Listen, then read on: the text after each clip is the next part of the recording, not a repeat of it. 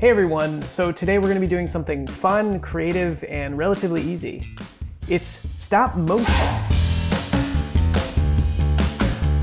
Stop motion is created by lining up a series of individual pictures to create movement, much like a flip book.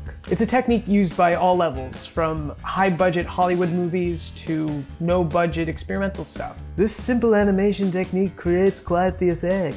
Don't know what that voice is. And you don't need much to get started. And honestly, this could be a really good project to keep certain individuals living in your house occupied.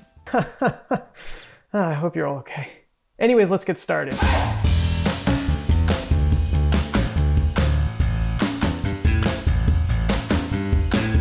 For the basic stop motion process, you only need three things. A camera, your smartphone or webcam will work, a tripod or something to stabilize your camera, could be a pile of books, and then objects to feature. And that's all you need, but it's really helpful to have a light.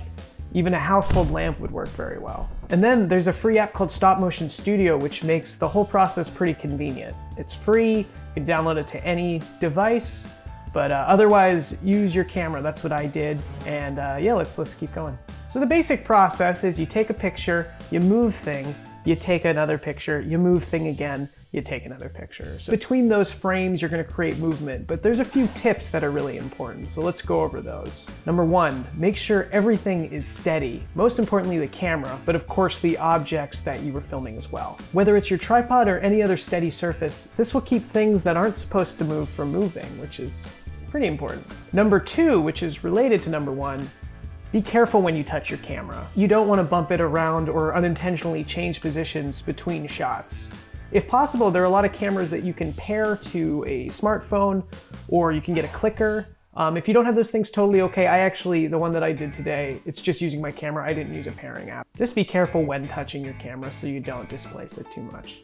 3, make sure to light objects if possible. Not life or death, but can really be the difference between an amateur looking and a pro looking stop motion is if it's lit pretty well. So having that household lamp we discussed earlier coming at a 45-degree angle or some way that makes the shadows not too intrusive, that can be really, really helpful. So definitely something good to think about. Number 4, and this one's very important, but I would recommend shooting in manual mode.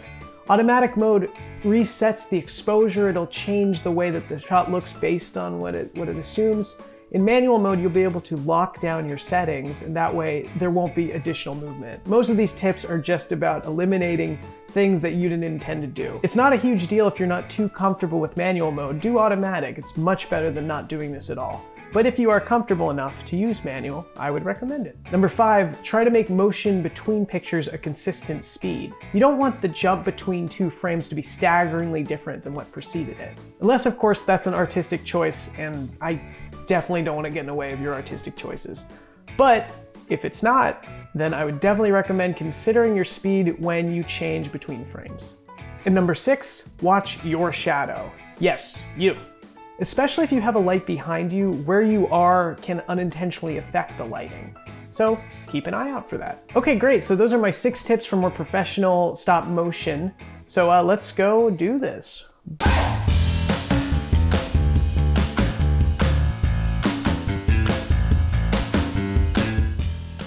Great, okay, that was a lot of fun. Let's take a look and see what I came up with.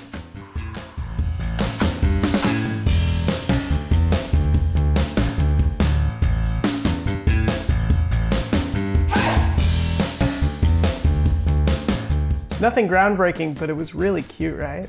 And it was really fun. Anyways, thank you so much for watching, and I hope you have a blast doing this. I will be back very soon with more videos about how to stay creative well at home, and I'll see you next time.